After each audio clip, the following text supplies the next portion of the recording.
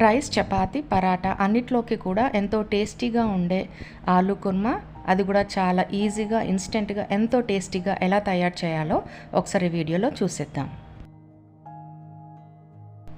తక్కువ టైంలో ఎంతో టేస్టీగా కర్రీ చేయాలంటే ప్రెషర్ కుక్కర్లో ఈ కుర్మాని ఒకసారి ట్రై చేయండి, మీకు కూడా చాలా బాగా నచ్చుతుంది. సో మరి ఇంకెందుకు ఆలస్యం, let's get in to the process.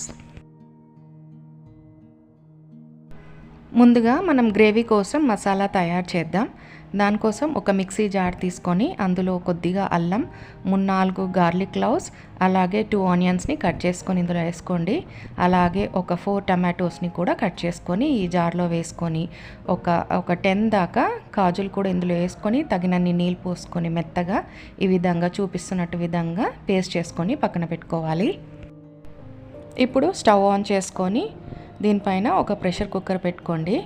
Pressure cooker కొంచెం వేడైన తర్వాత ఒక 3 స్పూన్స్ వరకు ఆయిల్ యాడ్ చేసుకొని, ఆయిల్ బాగా వేడైన తర్వాత మనం పేస్ట్ చేసుకొని పెట్టుకున్న ఈ మసాలాని అలాగే కొద్దిగా కరివేపాకును కూడా వేసుకొని కాసేపు కలుపుకొని మగ్గించుకోవాలి.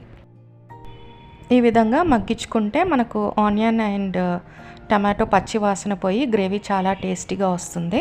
ఇప్పుడు ఇందులోనే ఒక 5 or 6 గ్రీన్ చిల్లీస్ కట్ చేసుకొని వేసుకోవాలి. అలాగే ఒక 1/2 kg పొటాటోస్ని నీట్గా వాష్ చేసుకొని పీల్ చేసుకొని చిన్నగా పీసెస్ కట్ చేసుకొని ఇందులో వేసుకొని బాగా మిక్స్ చేసుకోవాలి.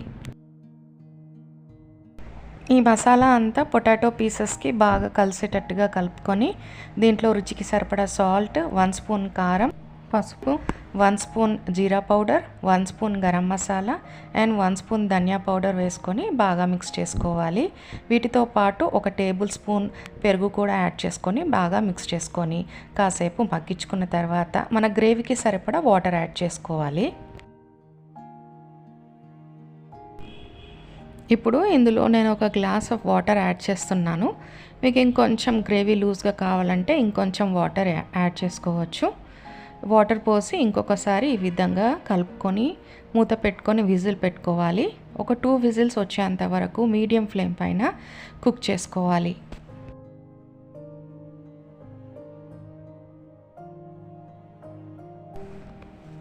ప్రెషర్ అంతా పోయి కుక్కర్ మొత్తం చల్లగా అయిన తర్వాత మనం విజిల్ తీసి మూత తీసి చూస్తే మన కర్రీ కుక్ అయిపోతుంది.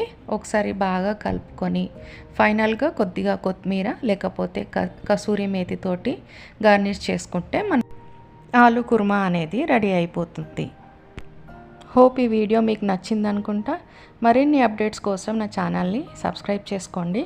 Thank you very much and keep watching my videos. Bye.